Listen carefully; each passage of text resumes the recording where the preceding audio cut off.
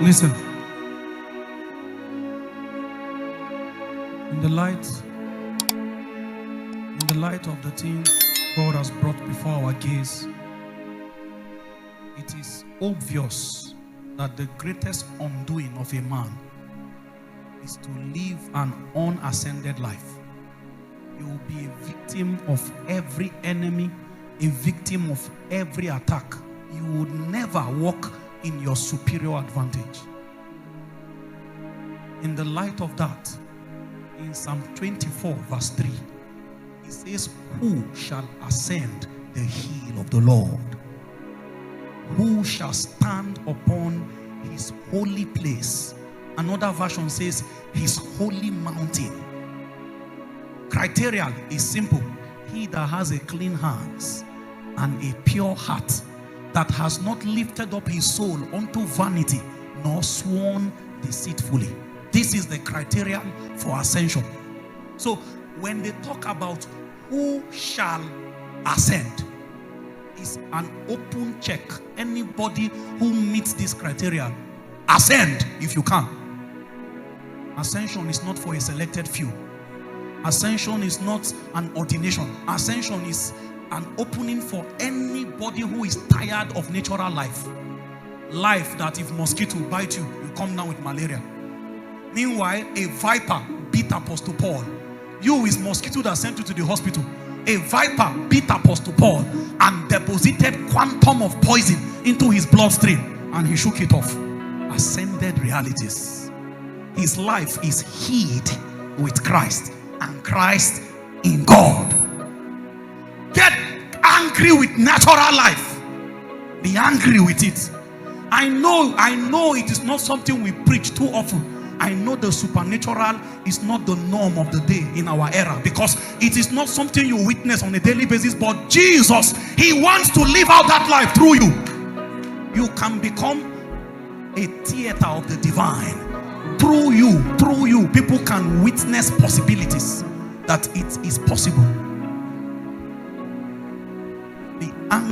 Be angry when sickness attack your body and prospers. Be angry. Be angry.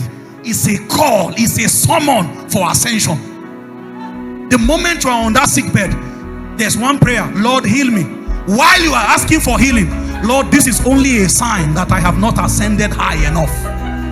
As soon as we are leaving this sick bed, there are fastings. As you are fasting, your generation will not know why. You are gaining height in the spirit. You are ascending. You are rising. A time will come, your voice will become the sound of a trumpet. A time will come, it will become the sound of thunder. It is at that point you start judging thrones. Hi.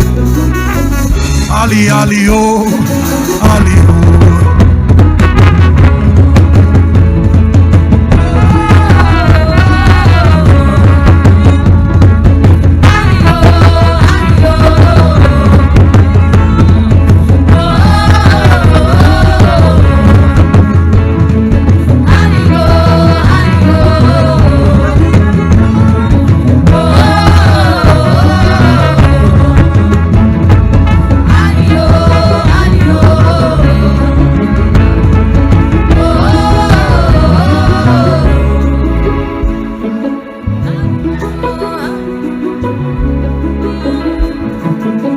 Don't worry, brother.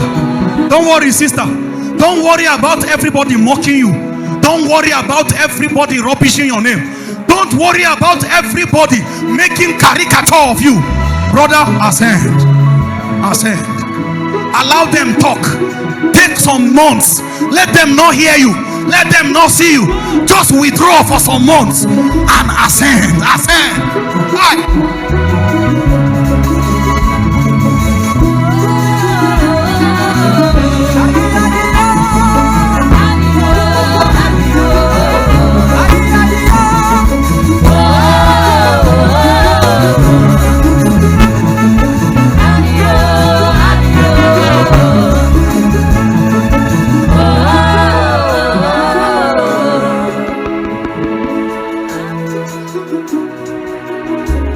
Sister, I know you have gone from one fertility clinic to another, I know they told you that there is no womb, that there is no womb, that there is no solution.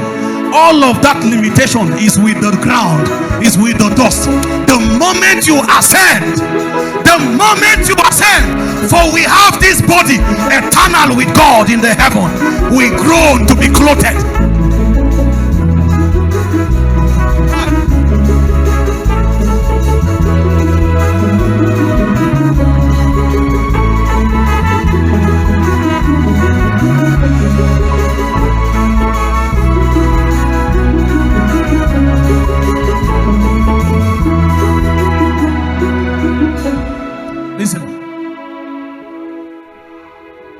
Listen, replete in scriptures are references to Mount Zion, Mount Zion, Mount Zion. For scriptures that portrays Mount Zion as a mount of encounter. Scriptures portray Zion as a city. Scripture portrays Zion as the New Jerusalem. Scripture portrays Zion as the church of the firstborn. Different narratives tied to it, but there's something that binds it all together. Point number 2. I will run through it so that I don't keep you for long.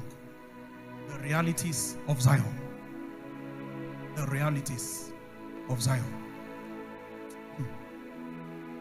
For those of us who are writing, point number 1 that I just finished are ascended realities. Point number 2, realities of Zion. Isaiah chapter 8 verse 18. Isaiah chapter 8 verse 18. Everybody, it is projected. Can you please read as loud as you can? 1, 2, go.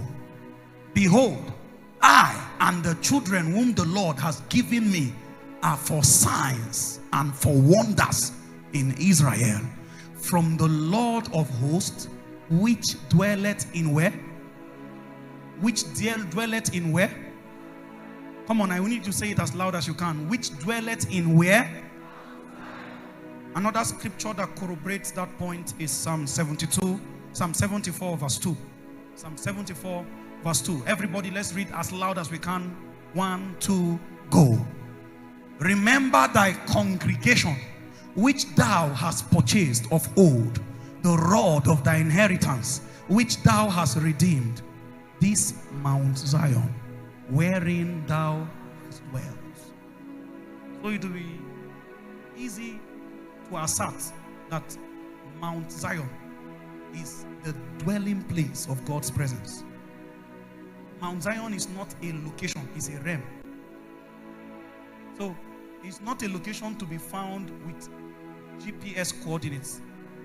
You cannot say, let's investigate where Mount Zion is. Mount Zion is a realm. You can enter Mount Zion here in Nigeria.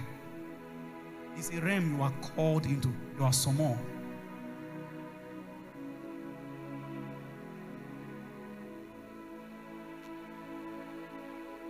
The reason why I'm sharing the things I'm sharing is because of the realities and the possibilities that are domiciled on that mount.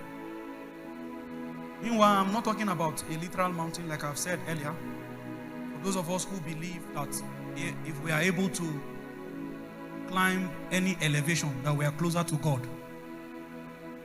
You can climb a mountain and your heart is still very filthy.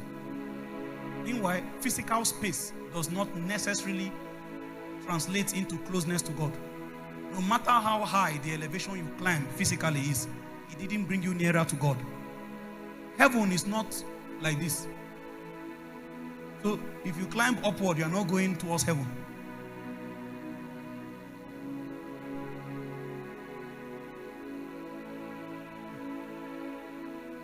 A lot of people said that there was one research that some people were digging a mining site. As they were digging, then that they now started hearing a scream. They were hearing scream of people, and then the temperature of the place began to become hot. That they almost broke into hellfire. Then they stopped the mining activity.